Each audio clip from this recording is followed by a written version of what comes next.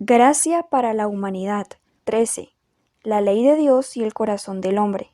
Mientras el pueblo de Israel miraba temblando hacia el monte de Sinaí, Dios hablaba, compartiendo con ellos sus santos mandamientos con el objetivo de guiar al pueblo de Israel y a todos los hombres en cuanto a la forma de actuar y pensar, tanto para con él como para con el prójimo. Reflejar y revelarnos su santidad y sabiduría porque nos ama. Mostrarnos lo que somos y lo que hay en nuestros corazones. Estos mandatos que vamos a considerar son conocidos como los 10 mandamientos, pero en realidad ni Dios ni Moisés los enumeraron, más bien fueron reconocidos como una unidad, llamada la ley. Nosotros les damos un número para explicarlos mejor, pero debemos recordar que fueron vistos como una sola unidad y no como 10 mandamientos individuales. ¿Qué le da a Dios el derecho de decir al hombre lo que puede y no puede hacer? Dios es el creador del hombre y además el Señor del universo. Tiene el derecho entonces sobre su creación en todo. Lo bonito de eso es que el Señor del universo ama a su creación y especialmente lo que hizo a su imagen. Mandamiento número 1. Éxodo 20, del 2 al 3. Este primer mandamiento es muy claro. Se debe adorar a Dios y solamente a Dios. No se puede adorar ningún otro Dios. ¿Qué es un Dios? Específicamente un Dios es una deidad que sean inventadas por una imaginación de hombres o que sean reales, como cuando son demonios que buscan que la gente los adore. Él cree que un Dios permite a ese Dios tener alguna autoridad o poder sobre él. Tal vez usted dirá, yo nunca he tenido ídolos en mi casa, entonces nunca he roto el primer mandamiento. ¿Será que el no ser dueño de ídolos nos libra respecto a ese mandamiento? El mandamiento no se refiere tanto a los ídolos como tal, sino al hecho de poner dioses delante de Dios. Es posible que en casa no se tenga ningún ídolo, como por ejemplo Buda, algún santo, etc. Pero teniendo en cuenta el uso más general del término, un Dios puede ser cualquier cosa que uno ponga en su vida como más importante que Dios. Por ejemplo, si pasamos la mayoría de nuestro tiempo metido en el computador o en un smartphone, hasta llegar a que ella sea más importante en nuestras vidas que Dios, entonces las medidas electrónicas y el Internet se convierte en nuestro Dios. Y si la televisión, el computador, el smartphone, los deportes o cualquier otra cosa es más importante, entonces sí, se tiene un ídolo. Mandamiento número 2. Éxodo 20 del 4 al 6. Este segundo mandamiento es un poco más complicado de entender que el primero. La pregunta que normalmente surge es si todas las imágenes son malas o si solamente ciertas imágenes lo son. Usted y yo seguramente tenemos en nuestras casas adornos que tienen la imagen de animales, gente y a veces hasta de ángeles. También tenemos pinturas y fotos en nuestras paredes. De acuerdo con este mandamiento, ¿será una ofensa a Dios tener estas cosas con nosotros?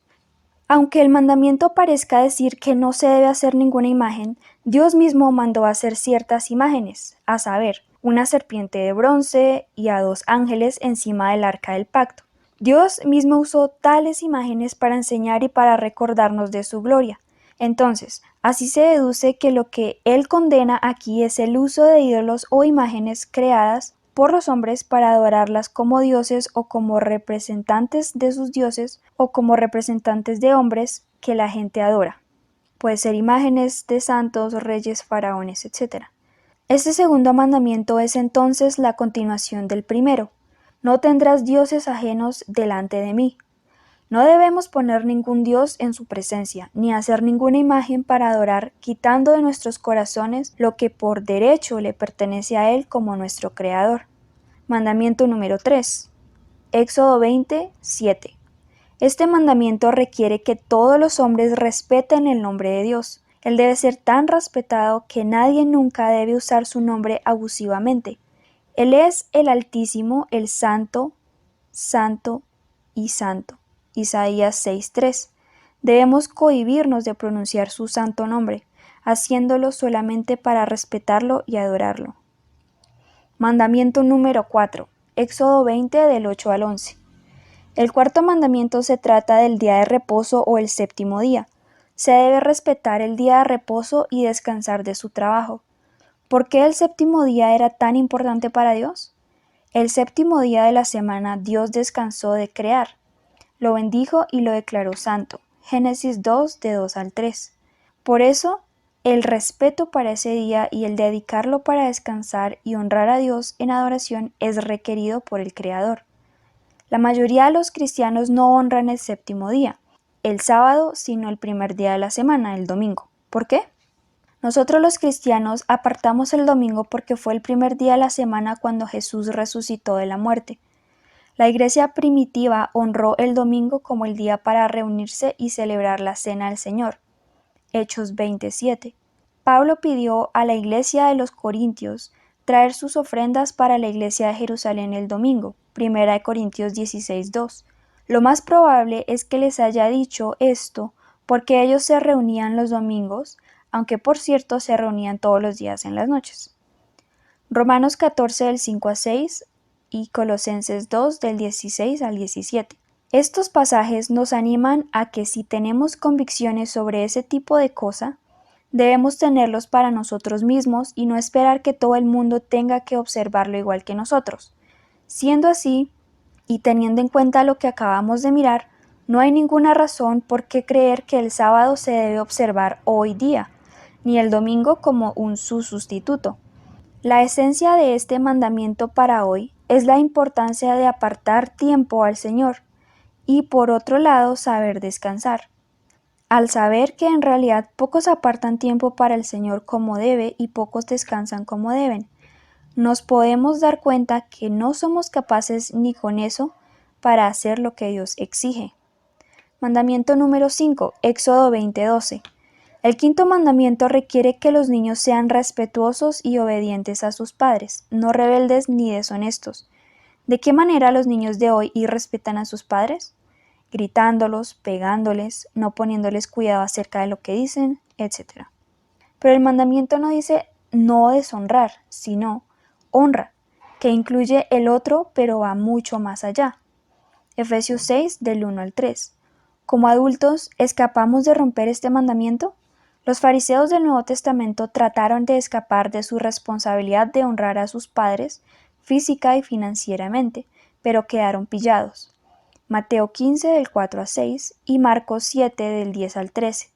Nosotros también somos responsables de ellos mientras viven. Mateo 19:19. Pero hoy día muchos prefieren deshacerse de la responsabilidad de cuidar a sus padres. Para ser santo delante de Dios Santo tenemos que mantener una relación respetuosa, obediente con nuestros padres y cuidándolos cuando se envejezcan. Mandamiento número 6, Éxodo 20:13. El sexto mandamiento afirma lo que Dios ya había dicho a los hijos de Noé. Génesis 9 del 5 al 6. Matar es una completa falta de respeto tanto hacia Dios como hacia el prójimo, porque el hombre fue hecho a la imagen de Dios. ¿Alguna vez has querido matar a alguien? Mateo 5, 21 al 22. Según este pasaje, ¿qué es igual a matar ante los ojos de Dios? Jesús dijo que cuando alguien se enoja contra otro y le dice necio o fatuo, ha cometido un asesinato en su corazón. Así que cuando decimos que idiota o algo semejante, somos culpables de asesinato ante los ojos de Dios. Tanto los actos criminales como el solo hecho de pensarlos son igual de ofensivos delante de Dios. Así que eso pone la barra muy alta. Pero, ¿queda el matar como un acto de guerra? Dios ha permitido matar. Génesis 9 del 5 al 6. Cuando el deber a la patria demanda que un hombre tenga que ejecutar a otros en el acto de guerra, como en tantos casos de las guerras de Israel que hay en el Antiguo Testamento. Sin embargo, las matanzas sin sentido de gente inocente, aun en el caso de las guerras, serán juzgadas por Dios, pues aunque haya una excepción a esta ley, la esencia es el no matar por su propia cuenta, tomando la vida de otros hechos a la imagen de Dios. Mandamiento número 7. Éxodo 20:14. El séptimo mandamiento habla del respeto sexual. Dios declaraba que la única manera aceptable de tener relaciones sexuales era dentro del matrimonio, y que la única persona legítima con la cual se debía compartir la intimidad era con el esposo o la esposa. Mateo 5 del 27 al 28. Según este pasaje, ¿qué dice Jesús es igual al adulterio? Jesús dice que mirar a una mujer con codicia en el corazón es igual al adulterio. Se puede concluir basado en la lógica de Jesús que si una mujer mira a un hombre con lujuria, eso también es adulterio. La santidad que Dios requiere y demanda es pureza, tanto en nuestras acciones como en nuestros pensamientos y sentimientos. Mandamiento número 8, Éxodo 20:15. Este octavo mandamiento se trata de respetar las posesiones de los demás. Tomar algo que no es nuestro es pecado delante de Dios. Él requiere que respetemos a los demás y a sus posesiones. ¿Eso incluye hacer trampa en un examen o tarea? Después de todo, hacer trampa en un examen o tarea no roba nada a nadie, ¿cierto? El hacer trampa es robar y además es mentir. El hacer trampa con los impuestos es robar el dinero que pertenece al gobierno. Copiar el trabajo de otro y presentarlo como si fuera propio es robar y a la vez es mentir. Dios requiere que seamos honestos y que respetemos el trabajo y la propiedad de otros. Mandamiento número 9. Éxodo 20:16. Este noveno mandamiento se trata de respetar al vecino, no levantando calumnias en cuanto a él. Proverbios 26:28. Dios quiere que digamos la verdad. Los chismes, la información a medias o exagerada, son igualmente perjurio y mentira respecto al prójimo. Tito 1:2, Hebreos 6:18, Números 23:19. ¿Qué dicen estos versículos acerca de Dios? Dicen que le es imposible mentir, puesto que esto no es parte de su santo carácter. Por eso Él requiere que el hombre tampoco mienta. Dios odia todos los pecados, pero odia tanto la mentira que la menciona 2 veces en la lista de lo que Él aborrece. Proverbios 6:16 al 19, Proverbios 26:28. Mandamiento número 10. Éxodo 20:17. La gente de Israel estaba mirando hacia la terrorífica montaña cuando Dios comenzó a hablarles y a compartirles sus mandamientos. Cuando llegó a la última ley, de pronto algunos se sintieron especialmente incómodos. Esa ley hace eso, y es porque no es como los otros 9.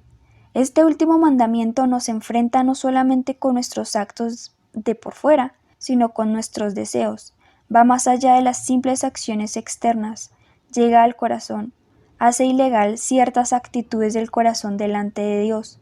No solamente nos manda a no robar para no tomar lo que no nos pertenece, ni a cometer adulterio para no tomar sexualmente lo que no nos pertenece, sino que también nos manda a no codiciar o desear lo que no es nuestro. En el Nuevo Testamento Jesús aclara el asunto mostrando cómo los primeros 9 mandamientos pueden ser interpretados a la luz de este décimo. La lascivia es una emoción del corazón, pero Jesús la llamó adulterio. Decir necio o fatuo a alguien también puede ocurrir solamente en nuestra mente, pero Cristo dijo que es igual a matar delante de Dios. De la misma forma se puede poner otro Dios delante de él sin tener una imagen, simplemente por exaltar a una cosa por encima de Dios en nuestro corazón. Se puede y respetar el nombre del Señor sin decirlo, solamente pensando las palabras. Se puede irrespetar el día de reposo o irrespetar a los padres o a los vecinos en el corazón, y aunque no se note por fuera existe una actitud pecaminosa por dentro. Ni Hammurabi en los tiempos de Moisés ni las leyes actuales de ningún país legislan contra las actitudes. ¿Por qué será que Dios legisla las actitudes igual como las acciones? Para Dios tanto los actos como las actitudes son iguales, porque Él ve todo lo que hay dentro del corazón y le ofende cuando encuentre maldad. Génesis 6:5. ¿Son la envidia, los celos y la avaricia considerados como codicia? Técnicamente este mandamiento habla solamente de querer lo que los demás tienen, pero a la luz de las Escrituras, estos sentimientos de celos, envidia y avaricia caben también dentro de este mandamiento.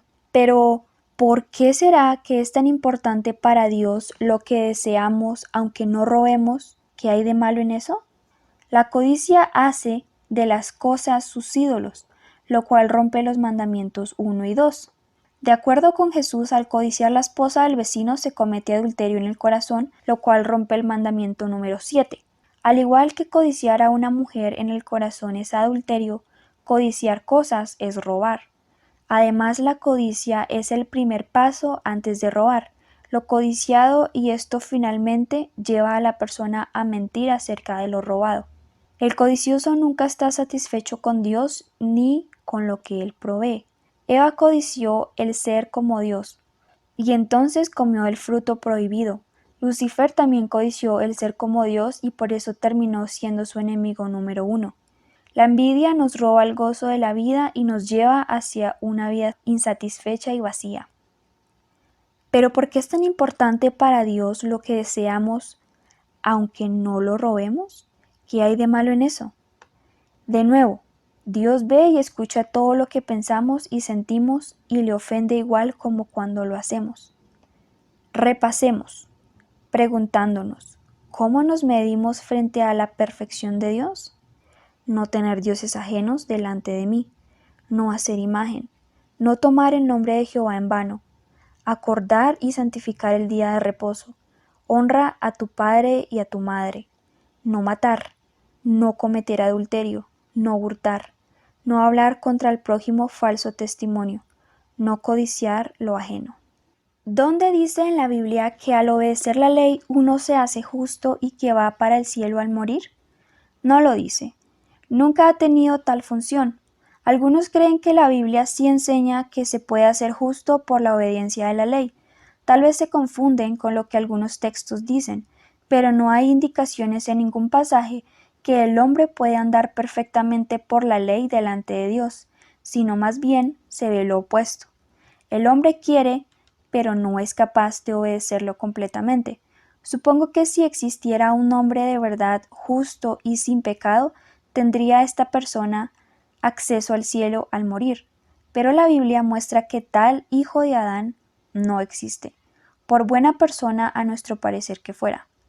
Romanos 3:10 al 12, Salmos 53:1 al 3, Romanos 3:23. ¿Por qué Dios dio su ley al hombre? Romanos 7:7, Romanos 3:19 al 20. Ahora, algunos dicen que están cumpliendo los 10 mandamientos, así que nunca han pecado, pero la verdad es que rompen el noveno mandamiento por mentir, diciendo que nunca han quebrantado los mandamientos. 2 platos y un espejo. Usando 2 platicos cerámicos, debajo de uno coloque una vela muy cerca.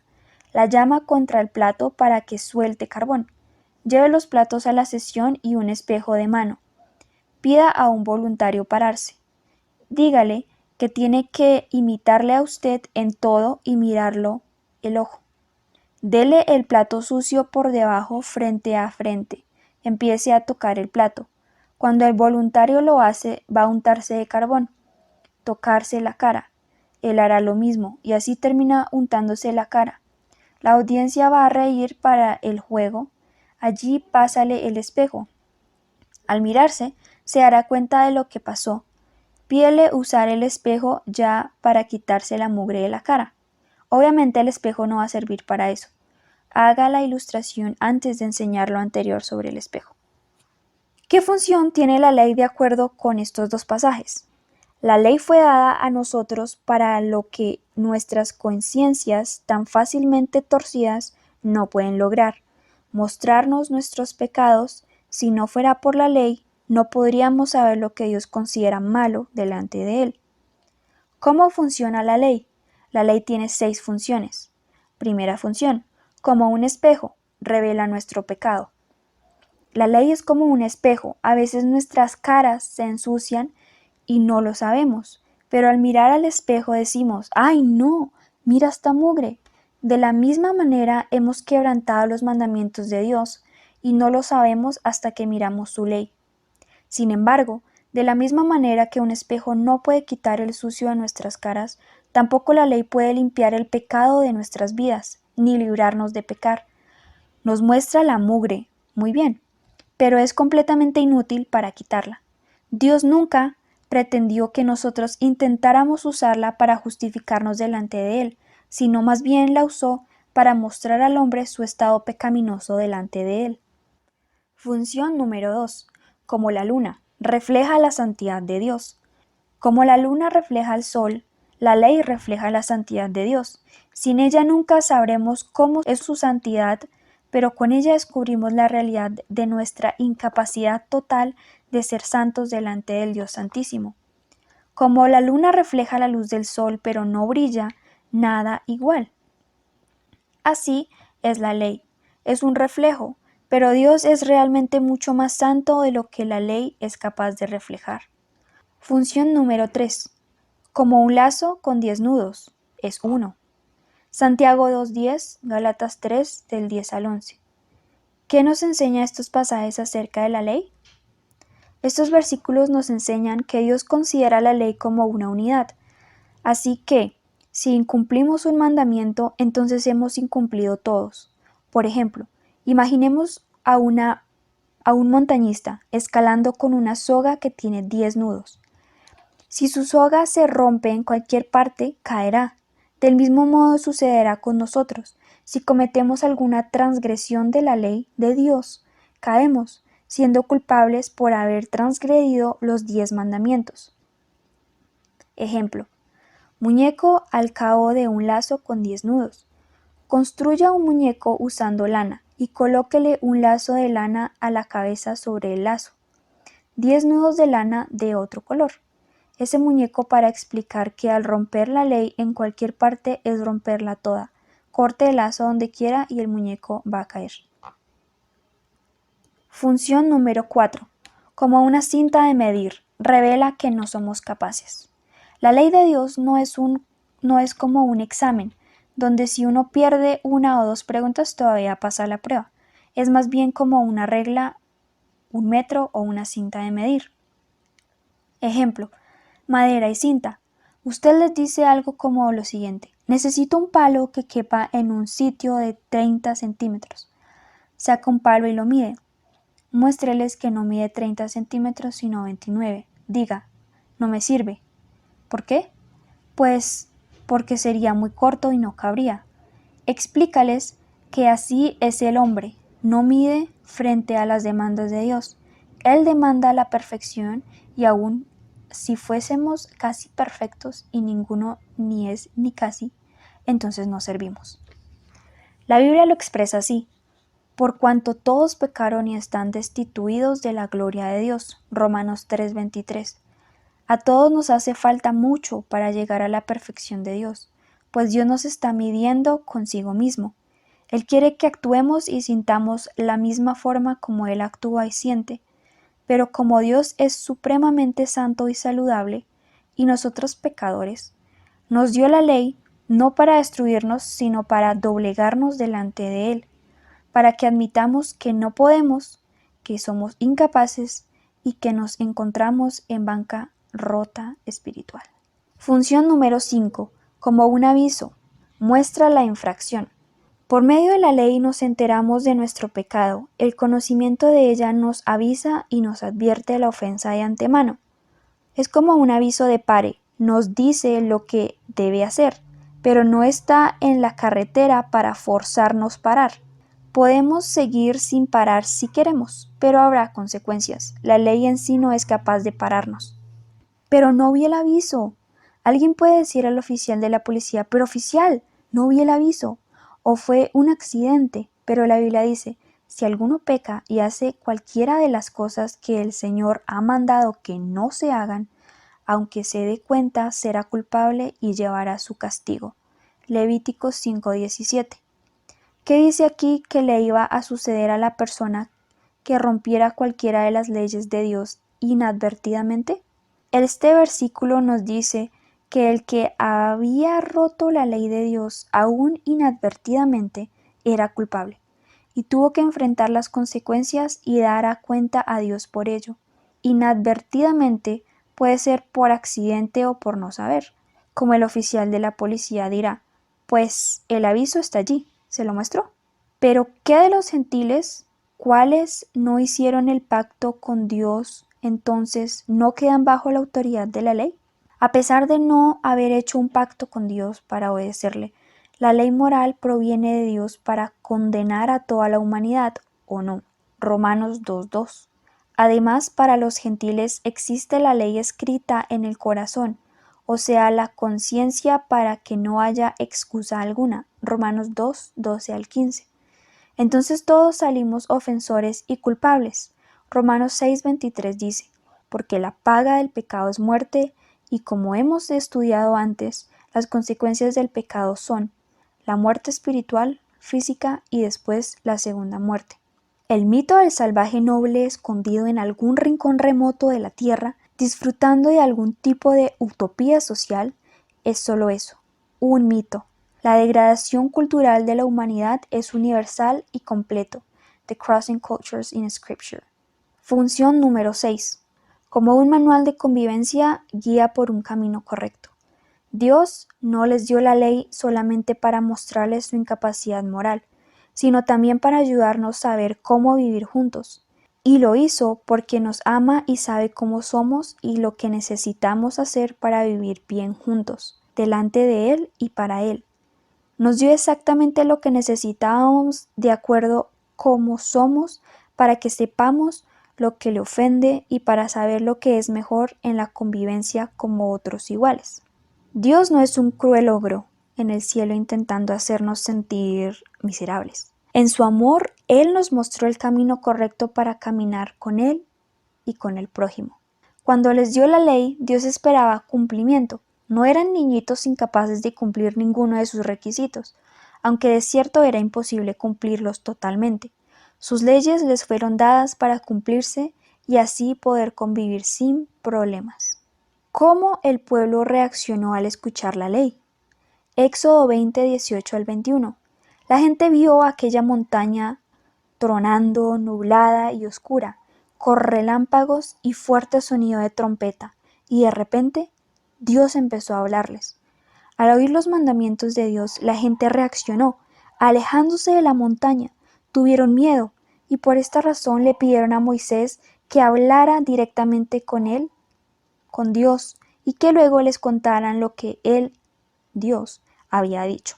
No quisieron escuchar la voz de Dios jamás, ni estar en su presencia, y le tuvieron miedo. ¿Por qué? Ellos no quisieron ni escuchar su voz, ni estar en su presencia nunca más, porque ya sabían su condición delante de Dios. Sabían que sus corazones estaban llenos de cosas que ofendían a Dios. La ley de Dios revelaba su maldad delante de Él, y entonces se aterrorizaban y querían estar alejados de su presencia. En la próxima lección veremos la manera como el Señor permitió al pueblo acercarse a Él y cubrir sus pecados, y veremos un evento en la vida de Moisés que muestra la gran diferencia entre él y la mayoría del pueblo.